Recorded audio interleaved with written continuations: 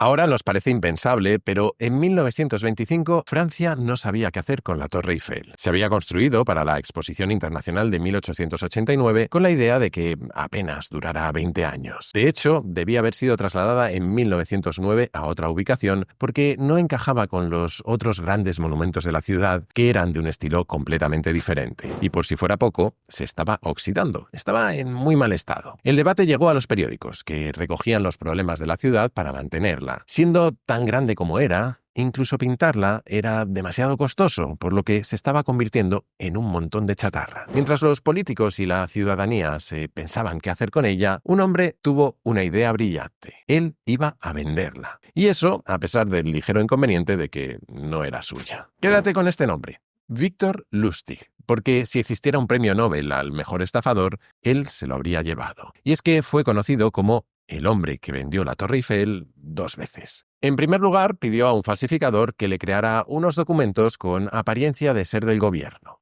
Después alquiló una lujosa habitación en uno de los hoteles más prestigiosos de París y citó allí a 6 chatarreros. A ver, lo de chatarrero hoy nos suena fatal, pero por entonces era un negocio realmente lucrativo. Una vez reunidos, se presentó como el subdirector general del Ministerio de Correos y Telégrafos. Les explicó que habían sido seleccionados por su fama de empresarios honestos y luego dejó caer la bomba. Dado que el coste de mantenimiento de la Torre Eiffel era tan alto, la ciudad no podía mantenerla por más tiempo y quería venderla como chatarra. Debido a la polémica que esto iba a provocar, les rogó discreción, porque el asunto iba a ser mantenido en secreto hasta que todos los detalles fueran definidos. Lustig dijo que le habían asignado la responsabilidad de seleccionar personalmente a quién otorgar la concesión de este proyecto. Si les interesaba, tendrían que pujar por las 7.000 toneladas de hierro, pero quien ganara se aseguraría un contrato muy ventajoso. Tras diversas entrevistas, seleccionó al aspirante perfecto, André Poisson, un chatarrero que acababa de instalarse en París y quería hacerse un nombre en el negocio. Lustig le paseó en una limusina alquilada, le mostró las marcas de óxido de la torre, que le aseguró que no depreciarían el metal, y le contó que el ayuntamiento pensaba que aquella antena gigante desmerecía otras enseñas de la ciudad como el Arco del Triunfo o Notre Dame. Se hicieron tan amigos que, en un momento de flaqueza, Lustig le confesó que, aunque le habían seleccionado para este proyecto, no era más que un pobre funcionario que no ganaba apenas dinero. Y así, Poisson lo vio claro. Le sobornaría. Le daría 1.000.000 de francos para asegurarse la concesión y ofrecería 200.000 en la subasta. Victor Lustig no esperó ni una hora. Esa noche ya estaba durmiendo en Austria con el dinero. La historia de Lustig la cuenta de maravilla alguien que pasó por este podcast, Marta Fernández, en su libro La mentira. Y es un ejemplo perfecto de cómo nuestra codicia y también nuestra vergüenza nos llevan a tomar decisiones estúpidas. André Poisson no denunció al falso funcionario, en parte por miedo a que la policía se enterara de su intento de soborno, pero más aún por la vergüenza de reconocer que se había creído que iba a comprar la Torre Eiffel. Como la propia Marta cuenta en el libro, Lustig llevaba años timando a la gente.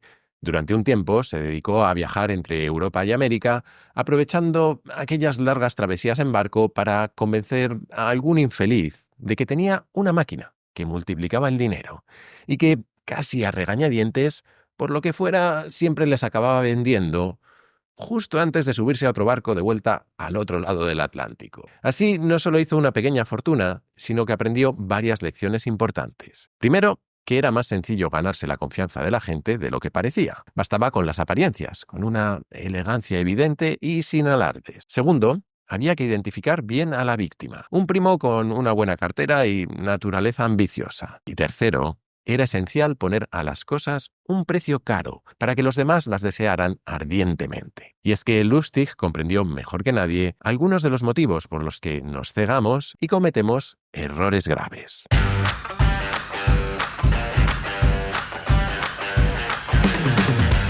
Soy Jaime Rodríguez de Santiago y esto es Kaizen, el podcast para mentes inquietas en el que te acerco a personas, a ideas y a técnicas fascinantes de las que aprender cada día.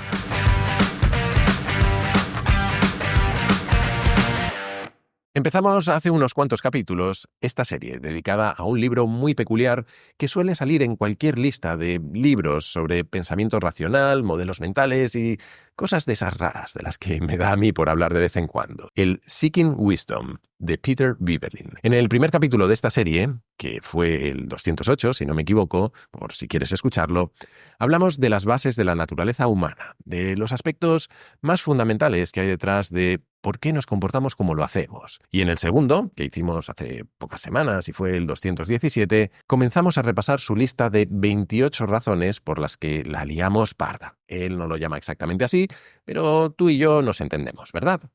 Hablamos entonces de cómo asociamos unas cosas con otras, cómo nos moldean las recompensas y los castigos y cómo los incentivos y el interés propio mueven el mundo. También nos fijamos en la tendencia que tenemos a pensar que somos diferentes o especiales y a autoengañarnos, y en cómo sentimos la necesidad constante de ser coherentes con nuestros pensamientos o actuaciones previas y lo mal que llevamos sentir que perdemos algo que nos importa. Bueno, pues hoy vamos a ver unas cuantas razones más, empezando por lo poco que nos gusta que las cosas cambien.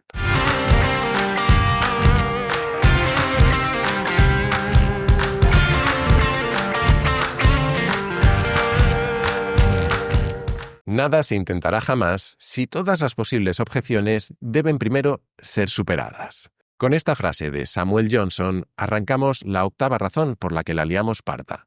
Nuestra tendencia a dejar las cosas como están. Nos resistimos al cambio y tratamos de minimizar el esfuerzo que conlleva. Nos aferramos a las rutinas y evitamos comportarnos de formas demasiado innovadoras. Cuanto más emocional sea la decisión o cuantas más opciones tengamos, más tendemos a preferir el statu quo. Por eso nos tiramos años sin animarnos a cambiar de trabajo o de marca de coche o de colonia incluso. Esto tiene un reverso especialmente perverso. Nos sentimos peor con el fracaso cuando hemos hecho algo que cuando no hemos hecho nada. Vamos, que preferimos el dolor de la inacción al de la acción. De hecho, tendemos a sentir que mientras no tomemos una decisión, no estamos corriendo ningún riesgo. Y por eso somos capaces de tirarnos meses analizando opciones. Esto es muy común en las empresas. Pedir un informe tras otro para asegurarnos de que tomamos la decisión apropiada, mientras nuestros competidores se lanzan a la piscina y nos comen la tostada. Y frente a esta tendencia, lo primero es recordar que no decidir es una decisión en sí misma, y que el coste de no hacer, aunque sea menos visible, puede ser mayor que el de hacer algo imperfecto. Decía el biólogo Thomas Henry Huxley que el resultado más valioso de cualquier educación es la habilidad de obligarse a uno mismo a hacer lo que deba hacerse cuando deba hacerse, te guste o no. Y justo en el otro extremo de nuestra tendencia a no hacer las cosas está la novena razón de Biberlin para liarla: la impaciencia. Aunque en realidad él se refiere a algo más profundo que no querer esperar. Se refiere a que damos más valor al presente que al futuro. Lo que tiene lógica, claro. Hoy estamos vivos y mañana vete tú a saber. El problema es que lo hacemos de manera desproporcionada. Buscamos el placer hoy a costa de un futuro que sería mucho mejor. Preferimos recompensas inmediatas frente a otras mayores, aunque distantes en el tiempo. Nos gastamos hoy lo que nos vendría muy bien tener mañana. Por lo general, pagamos un precio demasiado alto en el futuro por algo que no lo vale en el presente. En resumen, es todo lo que decíamos en aquel ya lejano capítulo 92, el que dedicamos a la productividad personal y al arte de decir que no. Y es que tomar decisiones difíciles hoy suele servir para tener una vida más fácil mañana. Y esto solemos intuirlo, pero encontramos rápidamente razones para no actuar así.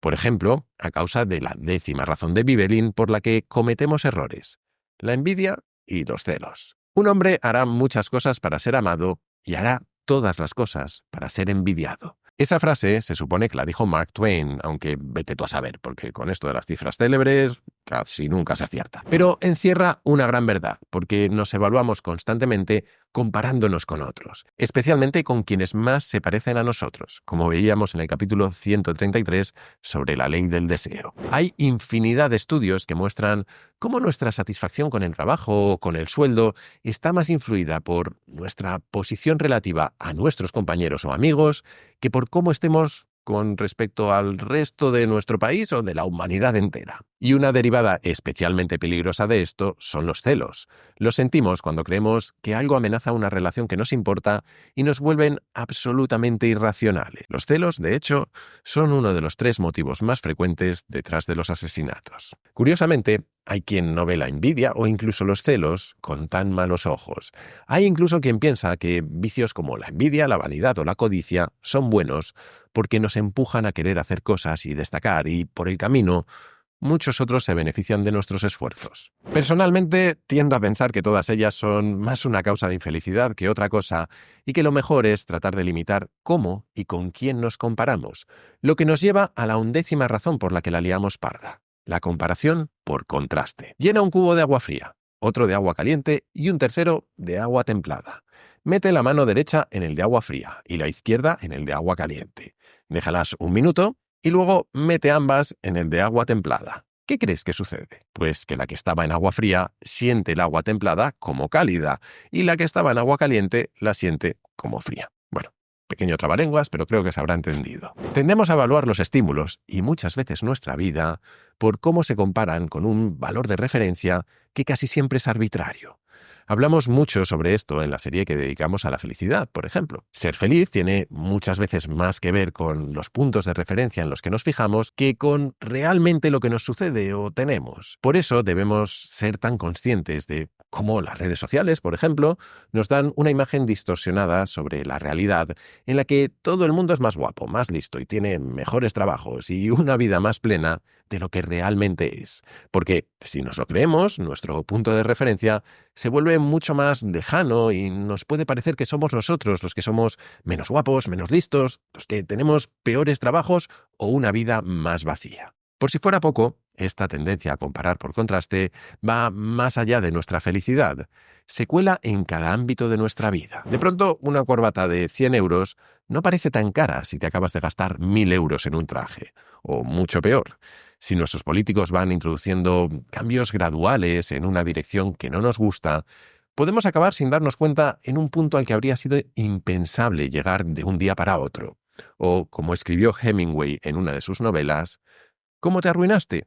De 2 maneras: gradualmente y luego de repente. Es muy difícil combatir estas tendencias a la envidia y a la comparación por contraste, pero si queremos hacerlo, tenemos que tener mecanismos para recordarnos que deberíamos valorar las cosas por cómo son y no por cómo se comparan con otras. Y como decíamos en aquellos capítulos sobre la felicidad, encontrar también maneras de resetear nuestros puntos de referencia. Y eso que no hemos hablado de un caso especial sobre cómo comparamos unas cosas con otras, que es el motivo número 12 por el que la liamos parda: el anclaje. ¿Y qué es eso del anclaje? Pues es básicamente que, especialmente con los números, nuestro punto de referencia define casi por completo nuestra manera de pensar. Tenía un jefe que solía repetirme una frase en inglés: under promise and over deliver. Es decir, promete menos de lo que crees que puedes entregar y entrega más de lo que has prometido. No es lo mismo decir que has gastado 1.000.000 de euros más sobre el presupuesto que decir que vas a gastar 3 millones de euros más y, poco después, explicar que has logrado contener el gasto a solo 1.000.000. No es que esté aconsejando mentir, pero bueno, cada uno que haga lo que quiera con este consejo. De la misma forma, si vas a negociar con un vendedor de coches usados, ten claro que lo más normal es que te dé un precio algo más alto de lo que vale y luego te permita ir bajando poco a poco hasta que sientas que has negociado y conseguido un buen acuerdo. Claro que ya que vamos a tratar de protegernos de que otros nos engañen, también conviene no engañarnos a nosotros mismos. Si una acción que habitualmente vale unos 50 euros baja a 35, eso no significa que ahora sea una ganga y que deberíamos comprar inmediatamente. No. El valor actual de una acción deberíamos compararlo con la calidad actual del negocio y no con lo que esa acción valía en cualquier otro momento del pasado. Aunque vamos a dejar de hablar de comparaciones, porque la 13ª razón por la que cometemos errores es, según Vebelin, la viveza y la frescura, que así traducido se entiende fatal porque es la manera literal de decir en español vividness and recency. Pero con un poco de explicación seguro que queda claro. Cuanto más dramática, personal, divertida o emocional sea una información, un evento o una experiencia, más nos influyen. Queramos o no, las emociones inundan nuestra razón. Cuanto más fácil nos sea imaginar algo, más creeremos que puede suceder. Por eso las historias y los relatos tienen tanto poder. Suele decirse que el dato mata al relato, pero es más bien al revés. Una historia nos captura y nos apela mucho mejor que las estadísticas, los hechos o la lógica. Uno de los mayores asesinos de la historia, Joseph Stalin, solía decir que una única muerte es una tragedia, pero que 1.000.000 es una estadística. Por eso las ONGs suelen utilizar la imagen de una persona, un niño normalmente, para que pongamos cara al sufrimiento que hay detrás de los fríos números. Por supuesto, todo esto implica que tenemos una percepción muy distorsionada de la realidad. Creemos que hay más inmigrantes de los que realmente tenemos, que los jóvenes tienen mucho más sexo que en otras generaciones, o que las catástrofes naturales o los accidentes de avión son mucho más probables de lo que imaginamos. Porque aquello que nos llama la atención, aquello que vende y sale en las noticias y nos mueve emocionalmente, o aquello que hemos visto recientemente y tenemos fresco en nuestra memoria, nos parece más importante, más cierto o más probable de lo que lo es. Y de nuevo, es difícil protegerse de estas tendencias, pero podemos intentar recordarnos que las noticias lo son más veces por ser excepcionales que por su relevancia, y que la primera pregunta ante un número alarmante debería ser si es realmente significativo, porque un aumento del 100% de asesinatos puede ser una oleada de muerte o simplemente que hemos pasado de 1 a 2 en un mal año. Lo que se relaciona mucho con el motivo número 14 de Vivelin para que la liemos, nuestra tendencia a la omisión y a la ceguera ante lo abstracto. Que es otra manera de decir que nuestra realidad no la conforma tanto lo que sucede como aquello a lo que decidimos prestar atención. Por eso reaccionamos mucho más intensamente a lo concreto y específico que a lo abstracto. Damos más importancia a lo que experimentamos de primera mano que a lo que otros nos cuentan. Nos fijamos en la información que tenemos, pero no tendemos a preguntarnos lo suficiente por la que nos falta. Piénsalo así. Cada Navidad hay 45 millones de españoles a los que no les toca la lotería. Vemos los ganadores porque salen por todos lados, pero perdemos de vista a los silenciosos perdedores. El sesgo de supervivencia del que tanto hemos hablado se alimenta de esta tendencia nuestra a enfocarnos en lo que tenemos a mano. Un efecto peculiar de esta manera que tenemos de fijarnos en determinadas cosas es la forma en la que enmarcamos nuestras decisiones. Hay numerosos estudios que cuentan cómo, a la hora de decidir a quién dar la custodia de un hijo cuando un matrimonio se divorcia, por ejemplo, los jurados se enfocan en quién tiene más cualidades positivas. De la misma manera, a la hora de rechazar una petición de custodia, se enfocan en las cualidades negativas. Y esto, que parece lógico, puede llevar a una paradoja. Si una de las dos personas tiene una posición económica media, una situación social corriente y no destaca emocionalmente para bien ni para mal, pero la otra tiene aspectos mucho más extremos, para bien y para mal, dos jurados diferentes podrían, a la vez, elegir y rechazar dar la custodia al segundo, simplemente en función de la pregunta que se les hiciera. Esto es, de nuevo, un poco trabalenguas, pero espero que se haya entendido. Pero bueno, vamos, que por eso existen esas puñeteras listas de pros y contras, porque decidimos de manera diferente si nos enfocamos en los motivos para hacer algo que en los motivos para no hacerlo. La razón número 15 por la que metemos la pata, según Vivelin, es una de la que ya hemos hablado muchas veces, la reciprocidad. Y es que tenemos una especie de contabilidad mental constante sobre quién nos ha hecho un favor o una faena. Estamos programados para tratar a los demás como sintamos que nos tratan. No en vano existe la regla de oro, una especie de idea universal que, de una manera u otra, aparece en religiones y culturas de todo el mundo. Trata a los demás como quieras ser tratado. Es más, de alguna manera, la venganza y la confianza son dos caras de la misma moneda. Si alguien confía en nosotros, nos sentimos en deuda y tratamos de no decepcionar esa confianza. Pero si alguien nos traiciona, ¡ay! No solemos poder quedarnos quietos. Sentimos la necesidad de reaccionar y muchas veces de vengarnos. Y si bien todas estas reacciones son naturales, eso no significa que sean siempre racionales ni en nuestro mejor interés. Al negociar, al comprar o al vender, podemos influir o ser influidos por detalles mínimos. Muchas veces, cómo nos tratan influye en el precio que acabamos pagando por un producto. Por eso, muchas de las técnicas de negociación más recomendadas suelen incluir alguna forma de obligarte a recordar constantemente qué es lo que quieres conseguir y cuáles son tus límites, porque en mitad de una negociación, estas cosas se nos pueden y se nos suelen olvidar si sentimos que nos están tratando muy bien o muy mal. Más allá de eso, Esta tendencia a la reciprocidad tiene un significado especial en términos de liderazgo y de convivencia. Decía Confucio que el ejemplo es mejor que la ley, porque donde gobierna la ley, la gente no siente vergüenza al tratar de evadirla, pero donde gobierna el ejemplo, la gente siente vergüenza y trata de mejorar. Lo que inevitablemente nos lleva a la razón número 16 por la que la liamos parda, que es la última por hoy. El deseo de gustar y de ser aceptados. Decía el psicólogo y filósofo William James que el principio más profundo de la naturaleza humana es la necesidad de ser apreciados. Creemos, confiamos y estamos de acuerdo con personas que nos gustan. Hacemos cosas que no haríamos de otra manera porque alguien nos gusta. En buena medida porque cuando nos gusta a alguien, lo que queremos es gustar a esa persona. Y aquí no hablo de la atracción, ni tan siquiera de ese amor de patio de colegio, de que a Marquitos le gusta Pepita. No. Me refiero simplemente al hecho de que queremos encajar y ser aceptados por aquellas personas a las que admiramos, aquellas que nos caen bien o con las que simplemente sentimos que deberíamos encajar porque nos parecemos de alguna manera. Y es que nos gusta lo conocido, lo similar, aquellas personas que tienen experiencias, opiniones, estilos de vida, actitudes o formas de vestir parecidas a las nuestras. Por supuesto, también nos gusta la gente que gusta a otros, la gente popular y la gente atractiva. Hay, de hecho, multitud de estudios sobre cómo la gente guapa es percibida como más inteligente, honesta o simpática. Incluso cómo suele ganar más dinero o más alucinante. Cómo los criminales físicamente atractivos suelen ser percibidos como menos peligrosos y recibir castigos menos severos. Más allá de la apariencia física, cualquier libro que busques sobre influencia habla de cómo interesarnos por la otra persona, cómo hacerla sentir escuchada y observada, encontrar amigos o enemigos comunes, mostrar nuestro aprecio a alguien o simplemente repetir con frecuencia su nombre.